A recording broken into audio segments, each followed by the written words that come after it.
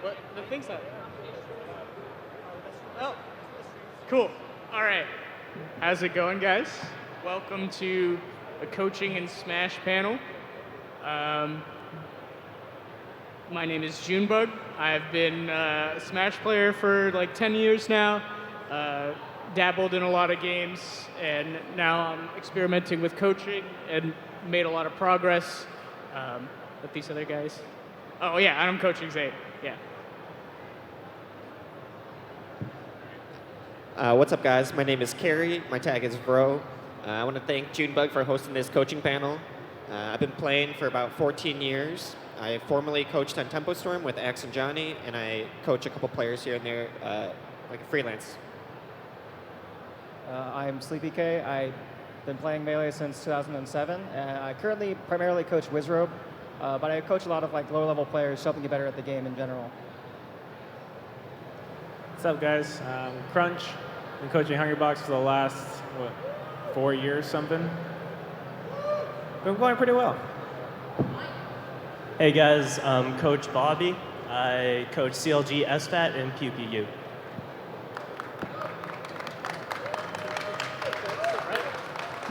So let's go over the format of this panel.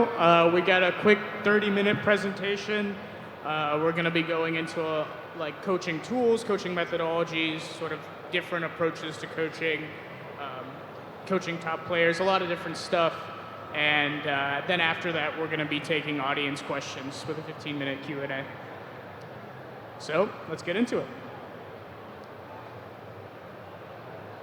Coaching tools and methodologies. This is sort of just like a generic approach to coaching. When I've been coaching people, typically, we analyze footage, we make sure that we understand what went well, what went wrong, and then we address those things with solo practice and sometimes guided practice. Yeah, I'd say analysis is probably one of the biggest parts of the coaching gig. Watching the VODs, and really like the things that I look out for in particular are in what ways is Swan getting opened up, in what ways could he be extending his combos further, and then really trying to find the juicy, like 3 things that we can focus on to make better for the next time around. Yeah, I think a good point that Lewis touched on is that in every match that you kind of watch over, there's something that you can improve on if you just look out for it. So like win or lose, you can still learn something from the game. I think PP once famously said that unless you can JV5 your opponent every single time, there's always something you can learn from them. So even if you're like crushing your opponents, like destroying them, you can still learn something from those matches. So. I'd say one of the common mistakes when it comes to doing analysis is that people kind of overanalyze every tiny little detail, every tiny interaction. I find I started kind of doing that, but I found that over time that it's way more efficient to look at what overarching patterns tend to be recurring, because even within the same set, you'll see the same patterns happening like, 4, 5, 6 times. The patterns that are happening a lot and they're getting like big swings one way or the other, like either you're missing an edge guard or missing a big punish, or you're getting punished largely, those are the things that you really want to focus on. So I'd say don't focus as much on the tiny little details of every micro interaction. Focus on the big recurring patterns and see if you can change those big recurring patterns. And I actually have something I kind of want to touch up on that, is that when you look on your matches on YouTube, you can, of course, use the slow down function to look at interactions more closely. But as Lewis said, sometimes the broad strokes are more important. So there's also the watch at ×2 speed, kind of watch the match as quickly as you can and kind of see the big major swings. Yeah, I think you guys touched on good points there. Pattern recognition, really important, especially when coaching top players, because recognizing 1 or 2 patterns could be the difference between a stock. And with that, we'll get into our next slide. I mean, I can definitely speak a lot to the coach-player relationship. I think when it comes to like being able to work with a player, you guys need to be able to have a really open communication. There needs to be kind of mutual respect. So a lot of times top players, one of the things that we have there is egos, is that need to respect you enough and not have such a big ego that they're still willing to take advice and willing to be open to new ideas and things like that. And so having a good relationship with the person that you're coaching really helps with that. I mean, a lot of times it's just, hey, you're being an idiot, and I know him well enough to be able to say that when he's being an idiot kind of thing. Yeah, and that relationship is built on mutual respect. So you're dealing with a lot of tough subjects when you're a coach or you're a player, because you're talking about not only your strengths but your weaknesses. So you need to be able to build that respect, admit when you're wrong, and build with each other. Yeah, and sometimes it can be hard to do that for friends, because I know you guys, you're pretty good friends with the people you're coaching. I don't know about you guys, maybe a little, yeah. But it's important to have like that coach mode and the friend mode, because both are important. Like having that supportive person being there, and then having the person that will help you address your mistakes, address what you need to work on, your goals.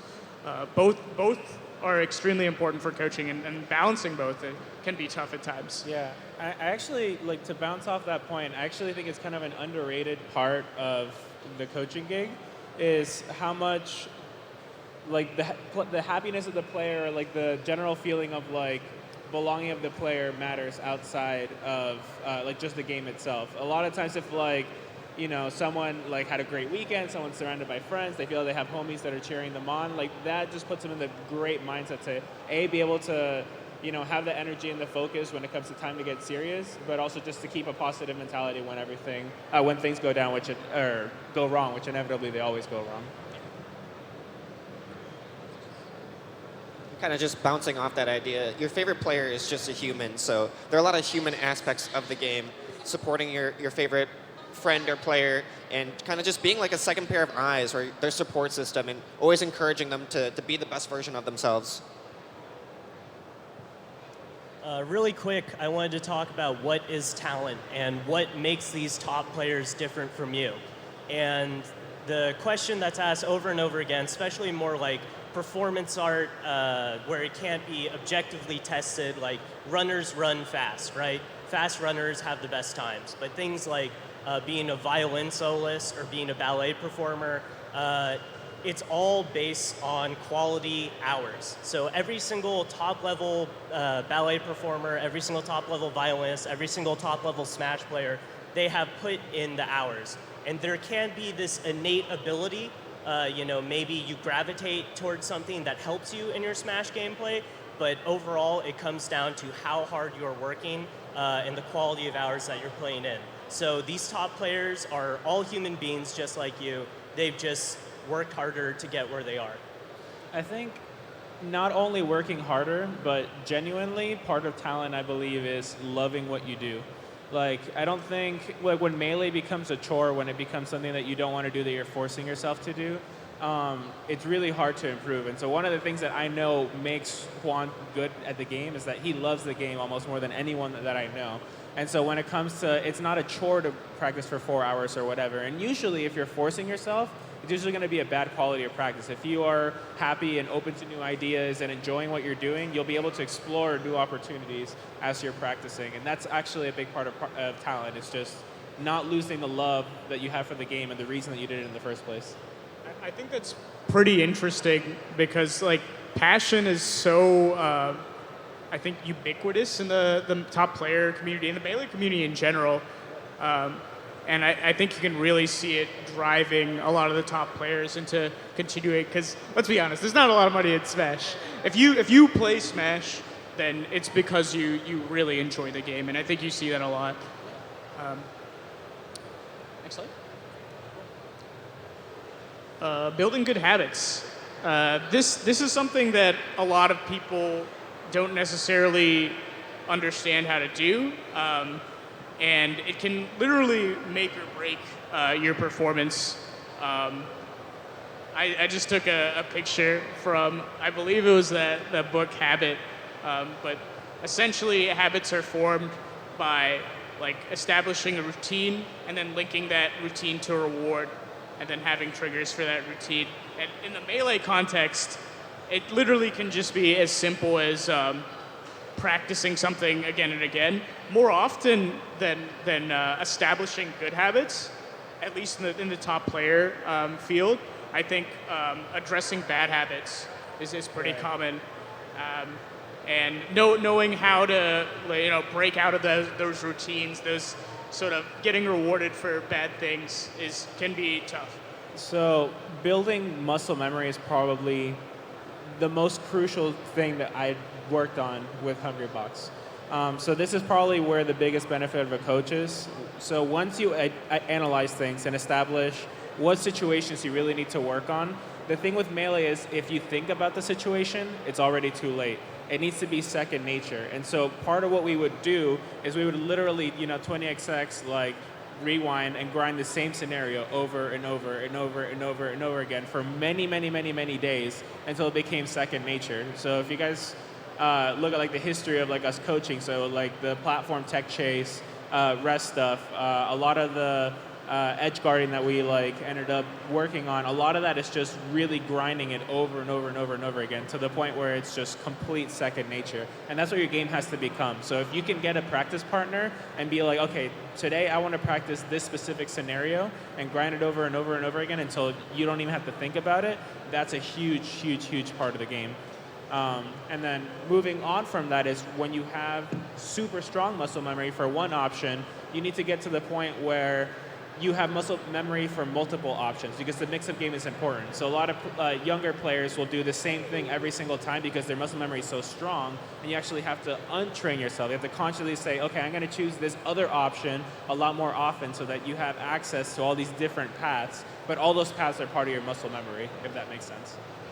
One of the cool things about modern Melee practice especially is that because we have tools like Uncle Punch and 20xx, forming your own like practice routine and like building different muscle memory is actually really easy compared to how it was before, where you didn't have you had to have a physical other person there. Now you can kind of do it by yourself, which is really cool. And one of the things that's really important is that lots of times I'll see players, they'll practice a certain routine like a certain way. They'll do their execution practice, they'll waveland around the stage or move around platforms. And when they play a tournament match, even if they're not thinking about it, they'll just do it because it's a routine, it's muscle memory. They'll always do it that way. So it's really important to not just practice the one way, but many, many different ways, like Lewis said. So kind of looking on purposeful versus naive practice, this is another one of those important topics when you're practicing, and actually Sammy is one of the biggest proponents of this. He says focus on one thing specifically at a time that you're trying to improve in your game. So when you know, okay, I need to improve this specific thing, when you're playing friendlies, when you're going through these scenarios, you focus on that one thing and try and make that one thing better. It's usually very difficult if you don't have a lot of focus to actually improve. It's better to have kind of like a goal in mind that you want to get better. At the same time, it's also important when you're playing friendlies to not try and be super serious and win every single game no matter what. Friendlies are a good time to explore, and you should be trying to explore different options and also get yourself used to doing different things. So like purposely try and go out of your way to try new things, and usually like a lot of them won't work, but every now and then you'll discover something kind of neat. It's like, oh, I should try and integrate this into my gameplay, and then you can improve that way as well. Yeah, I think purposeful versus naive practice is such an important topic because all the time players are practicing for like 4 to 6 hours a day and they're not seeing 4 to 6 hours of improvement. And that's because they're doing something called naive practice, which is practicing without intention. And when you practice without intention, you ingrain both good and bad habits. When you say, like, oh, I autopilot a lot in tournament, that's because you are not purposefully practicing situations. You have not built knowledge of a situation that you're practicing. So what is naive practice? You're practicing without intention, you're mindlessly practicing, you're just randomly doing tech skill, and you have no metric for success. So you have no way of tracking whether or not you're hitting your wave shine up smash properly.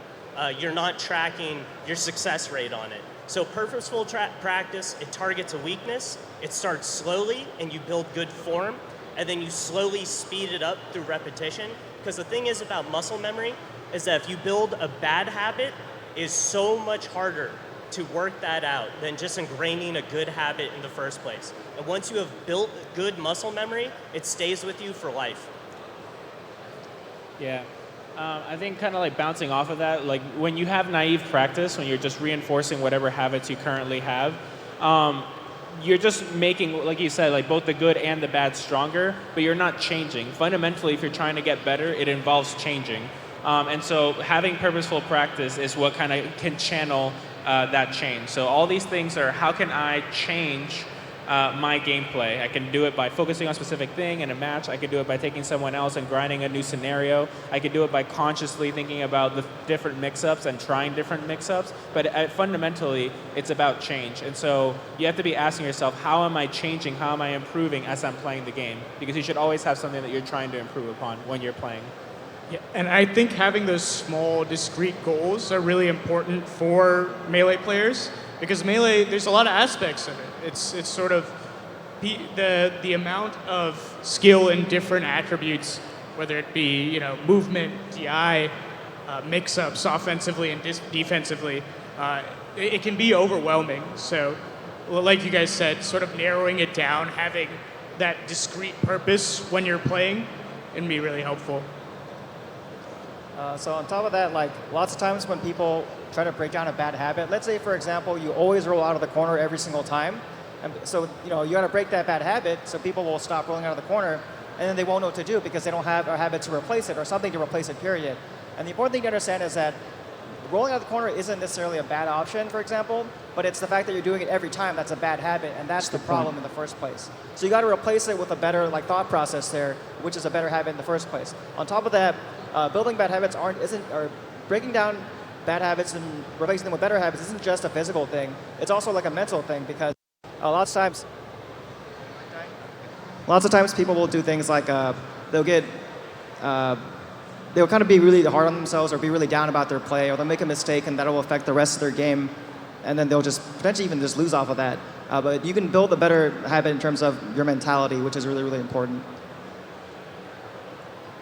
And I kind of want to wrap up this topic with saying that every person is going to have a different difficulty in this kind of building a habit circle, whether it's looking at your muscle memory, examining it, or implementing it. Everyone has a different problem. So maybe you're at home and you're analyzing and practicing, but then implementing it at a tournament is more difficult. All three parts of this need constant attention, and for you to kind of know yourself and what part you need to work on.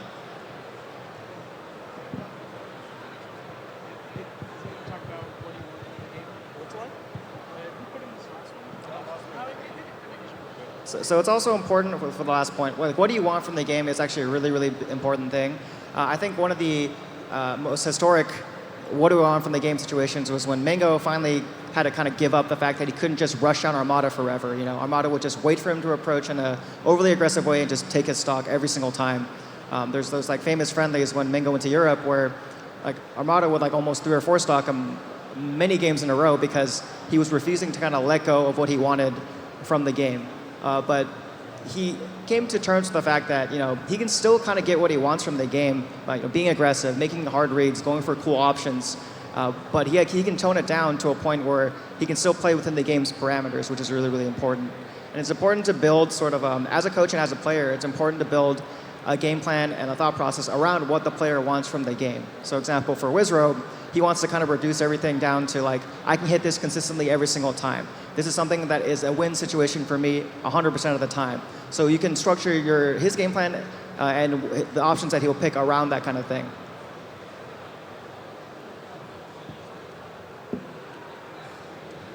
Okay, so dealing with burnout, I wanted to talk first about what is willpower.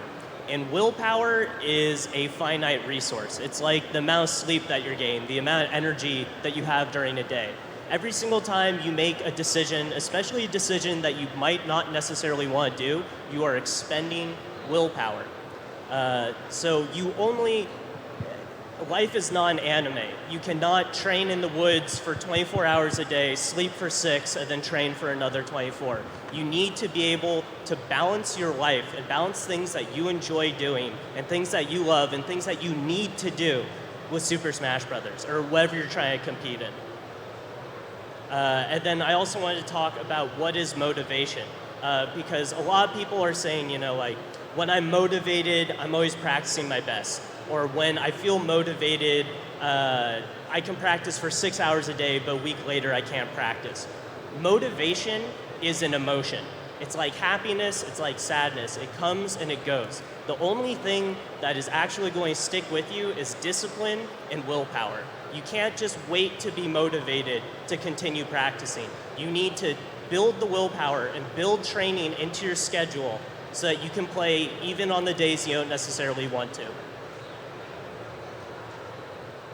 So one of the points I wanted to focus on is how competition is like a pressure cooker.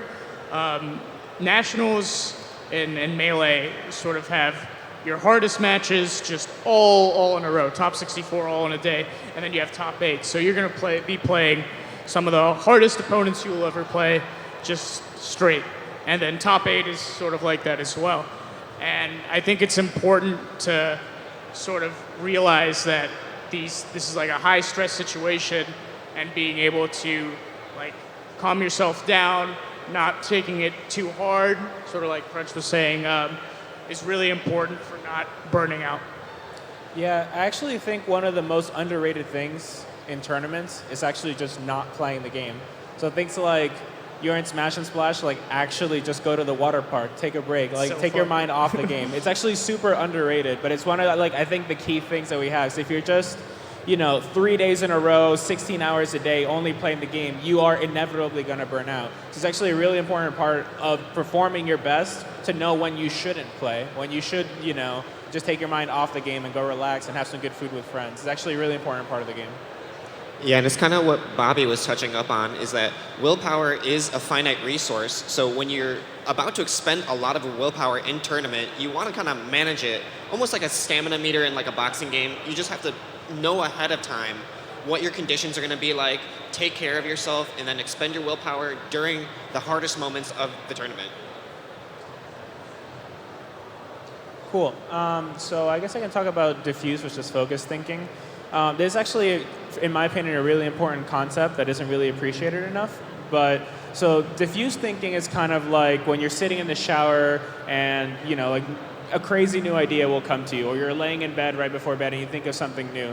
So this kind of like brain pattern is like you're kind of letting yourself be open to new ideas. And that actually only happens when you are kind of like in a good, happy mental state. If you are only focused on winning this very specific match and you're really frustrated every time you play, your brain pattern actually goes into a different kind of thinking, focused thinking, which only looks at like the immediate results right now, and it's very hard for you to actually change habits and to come up with new ideas when you're in that mindset. So that's a big part of the game is actually being able to step away and be like, I'm not going to take this friendly as seriously. I'm going to try and come up with new ideas, or I'm going to try and kind of just relax and be in a good mindset for a tournament rather than being super stressed. Because if you're super stressed, you're only going to be focusing on like very specific habits, and you become more mechanical in your gameplay. So trying to stay diffused and happy is actually a really important part in Melee, I think. Oh. All right, so scheduling, programming, and peaking, this is from traditional sports. What you're trying to do when you're ramping up to a major, if you travel or you want to compete and you want to do well at a certain tournament, you want to make sure that you're playing your best and most quality hours of Melee or whatever game that you're playing the closer you are to a tournament. So you want to schedule breaks for yourself. Because you can't go week after week after week just playing and grinding. Sometimes you need to step away from the game. It's better for your mental. You will give yourself more time to soak in the information that you've learned and come up with new thoughts and come up with new strategies. So what scheduling for yourself looks like is that you're ramping up as you're coming to a tournament, and then you taper off, give yourself a break, and then you ramp back up when you want to perform in your next tournament or in your next major. Yeah. This also applies to like in tournament as well. One of the biggest rookie mistakes I see is that people will just play friendlies, like 10 hours for the first 2 days, and then like they just burn out real quick. It's one of the things that like people make fun of, like me and Hungrybox for. They're like, oh, when you guys warm up, you're playing like Fox Dittos or Peachy Roy, like what's that all about? And it's like, well, if we played only Fox, Puff for 3 hours, he'd be super burnt out by the time that he had to play. So we actually will like warm up the legitimate matchups, and then if I feel like there's too much time before he has to play, we'll do something else that's like more fun, less like stressful, and then ramp back up the serious matches like maybe 30 minutes, 20 minutes before he actually has to play. So like trying to time it so that you are at your peak melee right before you're about to go on stage is actually really important. Right, you don't want peak at 11 p.m. playing friendlies with your buddy. You want peak in tournament. Right. For the last point on the slide, so I touched on this on the previous slide, but essentially, if you try to force a player to like play against their playstyle, they will experience burnout more quickly. There was a period where, once again, Wizrobe, for example, he was trying to go for more reads, and it was sort of successful, and he's not bad at reading by any means, but he got really frustrated at the game and at himself because I know I could hit this, I didn't get the read, so I just lost. And it made him kind of feel worse about his play, and that can really heavily attribute to burnout if you're trying to like force your play to change in a way that doesn't suit the way you want the game to be.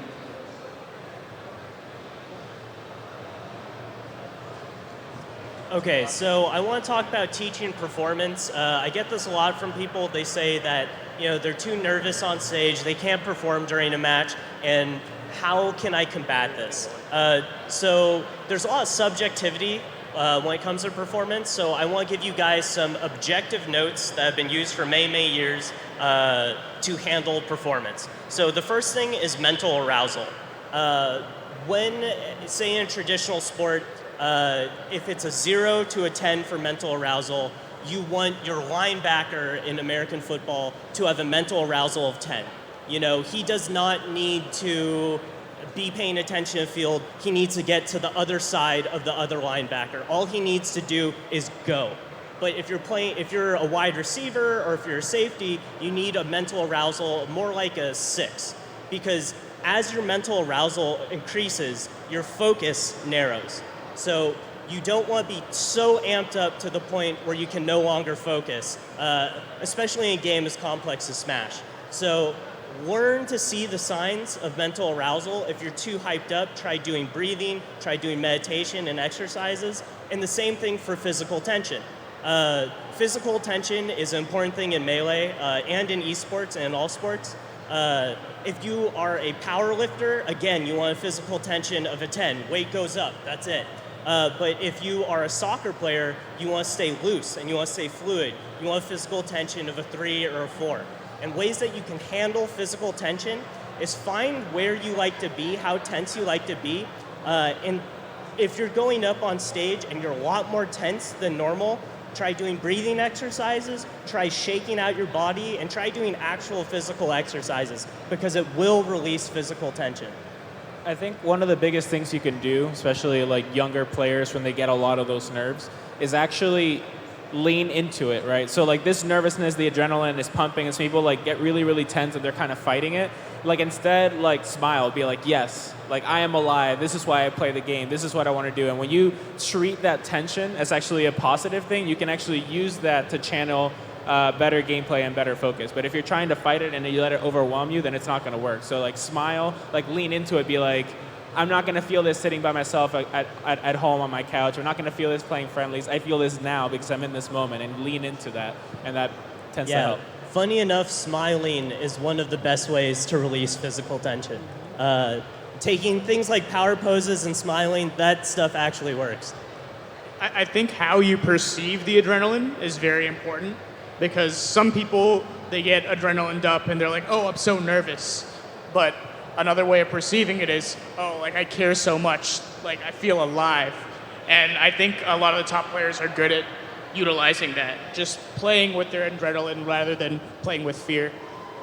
So the last metric is heart rate. So mental arousal, physical tension, find where you want to be on that 1 to 10 scale and try to replicate that 1 to 10 scale. If you feel yourself getting too pumped up, try to cool yourself down a little bit. Try to find your focus and performance window. And then heart rate, get a heart rate monitor. It is worth its weight in gold. If you see your heart rate spiking, eventually you will be able to control it. Just focus on your heart rate, record what it's at in friendlies, record what it's at in tournament. So, do you want to do this slide or the... We can just do it. Okay, so the last thing that I wanted to talk about is the Melee Pirate map, and it is a reasonable schedule for practice, because Melee and Smash, it's not like Korean esports where it has $1 million prize pools and tons of support staff. It's mostly people working jobs, fitting Super Smash Brothers into their life. So I'm gonna come around so I can read this. It is play 3 to 5 times a week, play with opponents 2 to 3 times a week, do solo warm-ups and do solo cooldowns. The important thing about solo cooldowns is that you're laminating your muscle memory.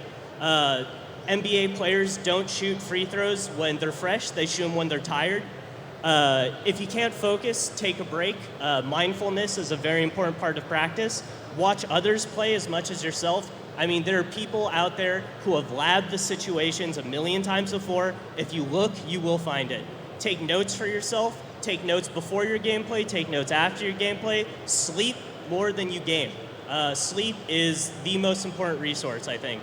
Have a game plan for each matchup and know your goddamn percents. It's so easy. Just know your percents. Lab it all out. So essentially also, this schedule kind of funnels you towards making sure that your time spent with the game is very, very effective and efficient, which is like one of the things that's been a universal undercurrent of this entire panel, is that lots of times people, they'll just play and play and play and play, but they won't have a real purpose when they're playing. They'll get gradually better. But if you adjust the way you play or the way you think, or build good habits towards how you're playing the game and how you play the game in general, it will help you improve much, much quicker. Oh, and the reason why this is called a pirate map is because anyone can follow it and find the treasure. Anyone. I'm looking at you, front row. All right, so that's going to be the end of our presentation portion. Now we're going to move on to the QA. So yeah, I think there's mics in the audience, or there should be. Okay, yeah, somebody's coming with the mic. Right there. Hello. Hey, so in the last slide, you mentioned solo cooldown. What's an example of solo cooldown? Yeah, just come up, I guess. Yeah, just come up.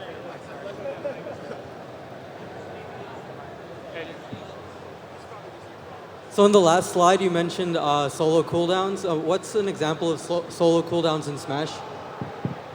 Okay, so my favorite solo cooldown to do, which is melee specific, is ledge dashes. Because ledge dashes are like one of the most difficult executing things in high pressure situations. So after you're done with your gameplay, sit down and just do ledge dashes for a while. Do 2 minutes of ledge dashes, 2-minute break, 2 minutes of ledge dashes, do that 3 times. Do you play Ultimate or do you play Melee? What's some tech that you have trouble with? What's something that you really want to get down your gameplay? Shield dropping? Yeah. Try doing that at the start of your session, do it during your session, and then do it at the end of your session too. Yeah. Thank you, man.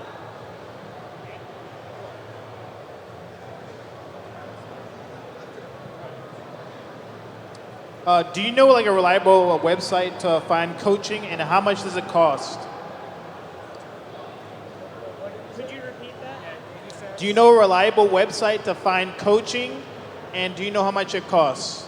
So kind of unfortunately for Smash coaching, at least in my experience, there's been a couple of websites that have trying to grab Smash coaches, but lots of the times it's they'll take a cut, right? So it's better to address known Smash coaches directly. There's a couple, all of us are example coaches in some capacity. There's a couple people on Twitter who actively engage with other people's tweets and try to help them out. There's Alex Puff stuff who does stuff a lot, but rather unfortunately there's no centralized location for it. So something kind of minor. It's not really Smash coaching on a formal way, but a lot of times what you can do is if you can find any of us, usually people will ask me to do a money match or something, and then talk about tips and things I noticed. So I do that fairly often. So if you want to come find any of us, I'm sure we'd be down to play some games and give you some tips. Yeah, unfortunately, Smash is an underdeveloped field when it comes to coaching and even just like general gameplay knowledge, right? The last decade has been like huge in terms of information, but message us, and I'm sure all of us would be happy to help out. And also, if you're looking for more like self-improvement stuff, traditional coaching and esports coaching, it's one-to-one. So you can look at regular coaching books, and you will find stuff that will help you in your Smash gameplay. Honestly, the thing that I would suggest the most for you is get a homie, like get someone that is also trying to improve, and literally just trade. So like one of the things that I talked about was like find a scenario that you need to get better at and just grind it, and then just trade. Just be like, all right, I'm going to be on the offense and I'm going to grind this like scenario against you. Grind it out a couple of times and switch and have them practice their punish game against you or whatever. And so like kind of find specific areas you want to get better and trade, like having each of you guys practice those scenarios.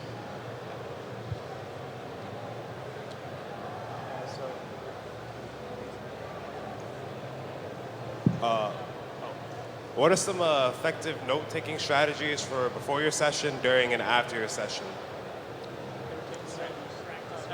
You say notes Okay, so I have the boys do something called a daily practice journal, which involves, I'm just going to pull it up on my tablet, and honestly, if you message me, I'll be happy to give you this. But it starts with gratefulness and intentions. So you say, I am grateful for two things. I'm grateful because I woke up in the morning and my mom cooked me great food. Yesterday was awesome because I got to practice as many hours as I wanted to, and I didn't get fired from my job. And today I will practice these two things. So that's the start of your journal. And then it goes into warm-ups, what you're going to practice. And your warm-ups, what you're practicing before your session should be what you're using in the session.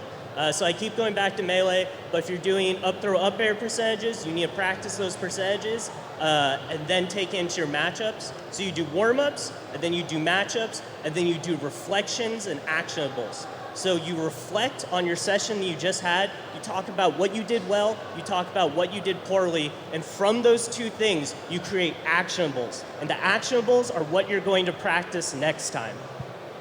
Yeah, I mean, kind of similar vein. It's maybe done some analysis before. You have some ideas of the things that you want to improve as you're playing your friendlies. You write those down. You look at them right before you start. As you're playing, if you notice different things, you can kind of like jot those down. But really, like your focus in this training session is like the things that you've written down already or the things that you are writing down. Let's just focus on one of those. And so the reflections afterward for me is like, was I able to improve on that thing? Like, or if I did, like, how did it go? Like, am I able to mix it up between these two options now? And so just kind of like just focusing on a few specific things, and then if you notice anything big, like write it down so that you remember later to like practice that specific scenario. But really, the key is just finding a few things and focusing on those few things, and slowly those few things build up over time. Yeah. So kind of for like an example, PP on the ride up to ROM 3 in like 2009 or something, I don't remember when, but in the van, he had printed out notes that he had taken on matches, already. And he printed them out. This is before we had cool cell phones that can do a million things. And he had his matches downloaded on his iPod video, and he would take notes on his notes, right? And that's like the notes that you take before playing. But it's also pretty important to remember that lots of the times while you're playing, you'll notice something, because your brain's working. You're looking at the screen and you realize something, and you have that realization, and then by the end of the match, it's gone. You forgot about it because you were in the heat of the moment and you were playing. So it's okay, especially if you're playing friendlies with your friends, it's okay to just pause and be like, wait, let me write that down. Pull out your phone, type that down. You can also record yourself just saying it with a voice recorder on your phone. And then on top of that, sorry, I lost my train of thought. But yeah, it's important. You can also kind of, essentially from that point, you don't have to focus as hard at what you're doing during the match, and just focus on that one point so you don't lose it till the end of the game. And then you can just put it down on your phone at the end of the game. Yeah, so one last quick point. I think it's really easy when you're taking notes and you're analyzing stuff to have an information flood, to have 10 things that I need to work on. Really, you should be looking at what is the highest impact thing, right? Like what is the most crucial thing that's either going to get me the most or is losing me the most, and just focus on that one at a time. Like it's very easy to get overwhelmed and frustrated, like when you have 15 things that you need to get better at. Like just focus on one or two key big things at a time, and over time, like you'll get better. Yeah. I wanted to add a quick note is that all these guys are focusing on the mechanics of the game, and when you're practicing alone, it's easy to have emotional stability and control, but one of the notes you can take mentally or write down is how you're feeling in tournament before you enter the match. Is your opponent already in your head? Do you fear the matchup? Are you in loser's bracket? How are you feeling? Are you able to control your emotions and proceed in the bracket the way you want to? You know, because there are things you can work on at home, but there are only some things I think you can work on in tournament. So it's important to be mindful of how you feel and how you're behaving in tournament so that you can adjust accordingly in the future. Did you have a follow-up, or you good? Oh, yeah. I was asking you about like the what you said, like the actuals and Fortnite and everything. Do you have like somewhere I can find that? Maybe just read it. Yeah, if you guys hit me on twitter.com/BobbySiege, like just DM me. My DMs are always open. I will send you everything. Yeah. Bobby Siege. Yeah, or Coach Bobby. Yeah, I'll give you everything. Absolutely. Yeah. I love your beats. Something extremely general that I think helps at like the low to mid level. Like it's very important to have discrete goals and to like work towards things. But I think one of the things that like hurt me as a newer player back in the day is that I didn't understand why I was being hit. And like at that extremely basic level, you should be understanding why interactions take place. And then once you have that basic understanding, that's when you can sort of get into more depth. But yeah. Yeah, fundamentals trump all. Another question? Yeah. Okay. So everybody always talks about going to the lab, and I'm still relatively new to the game, and when I go to practice mode, I don't know what to do in the lab. Do you have some reliable techniques, advice to do when you're labbing, what to look for, what to try? Honestly, if you're coming in new, I'd say your best research is just to like try and copy what top players are doing, but not necessarily like, oh, he's narrowing a lot, so I'm gonna narrow a lot. Be like, what scenario is he doing this option, right? Because fighting games in general are all just mix-ups. And so really just looking at what mix-ups are they going for, like what options are they going for, and trying to like copy those mix-ups into your own game can really like help improve your own gameplay.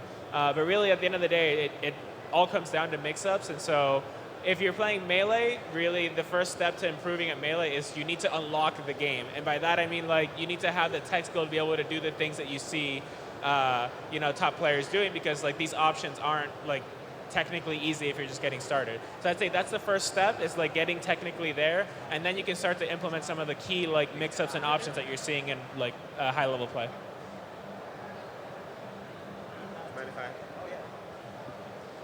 When you're still pretty new at the game, to kind of go with Lewis, you are unlocking the physics of the game. It's a pretty quick and demanding game. So if you actually have 20XX, one of my favorite exercises is the eggs.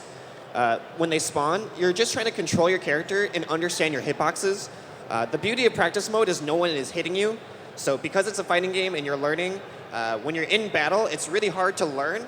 So you want to make sure that your fundamentals and what you want to do are kind of concrete in one-player mode, so that when you do enter the fight, you're actually doing what you want to do, and then you can get to the second part of the game, which is, understanding your opponent, the fighting game aspect. Any other questions? I have something more. We can move on to the next question. Right. Well, okay, so this might be too in-depth, but oftentimes when I'm breaking down interactions, I have a few main categories. One is wake-up options. So in fighting game terms, this is sort of like what somebody does after they get knocked down. So in Smash, it'd be like similar to what they do at a tech chase. And for example, like a lot of spacey players, after they get knocked down, they'll take in place in their shine, like every single time. And so if you understand that, then you can space around the shine on wake up, and you can play this mix-up game.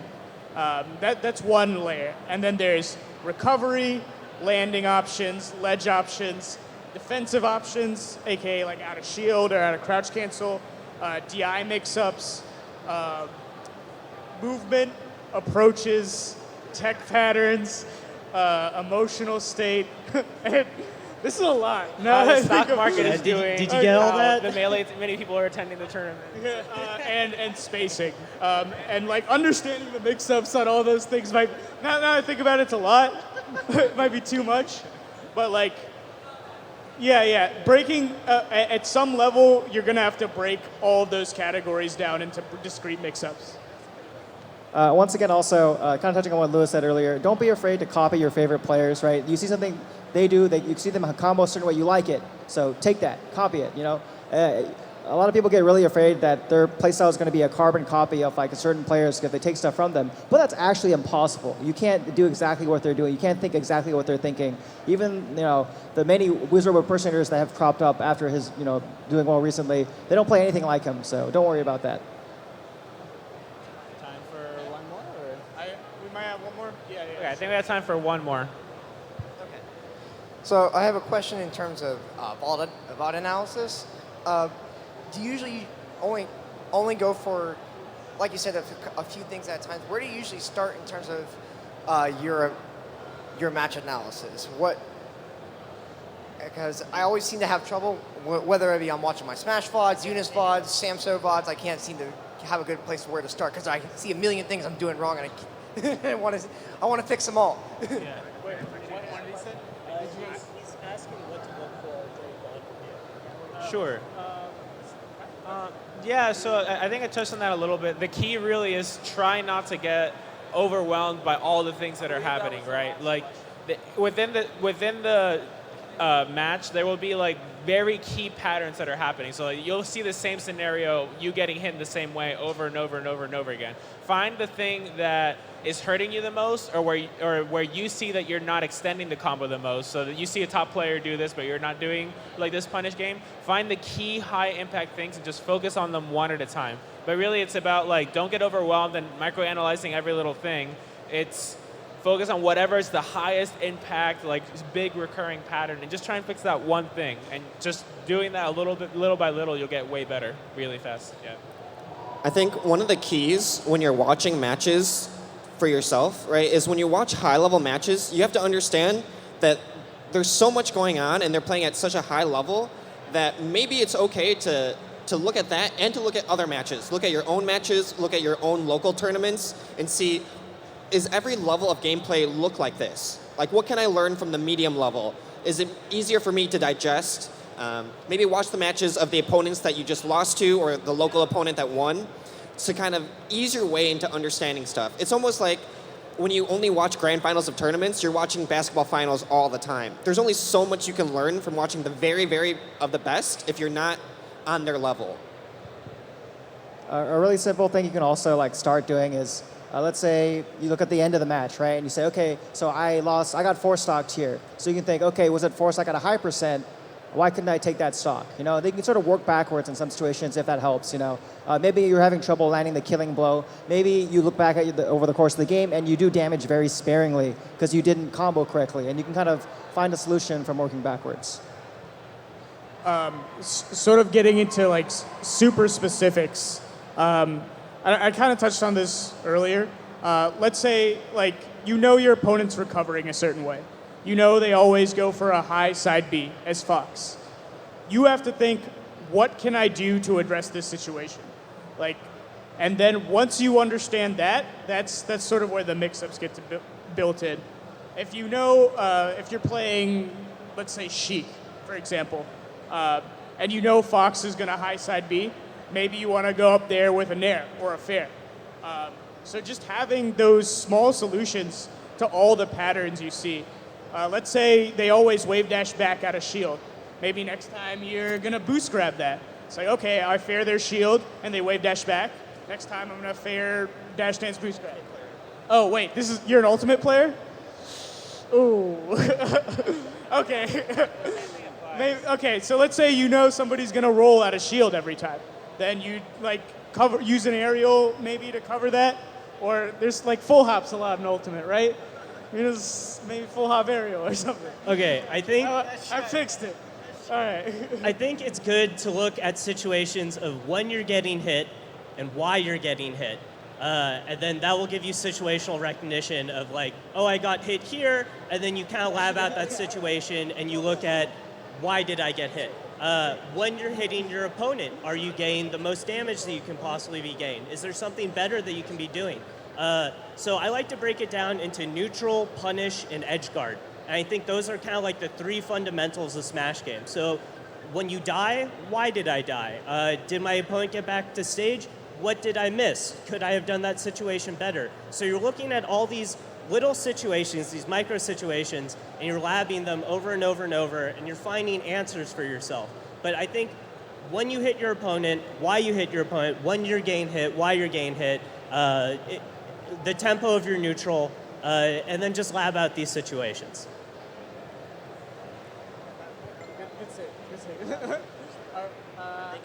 Yeah, I think we're done. Thank you all for attending. Thank you guys for listening. Appreciate it. Yeah. Feel free to hit us and any of us up on Twitter, except Crunch. Yeah, if you have any questions that we couldn't answer here and now, ask us off stage. Yeah. And thanks again.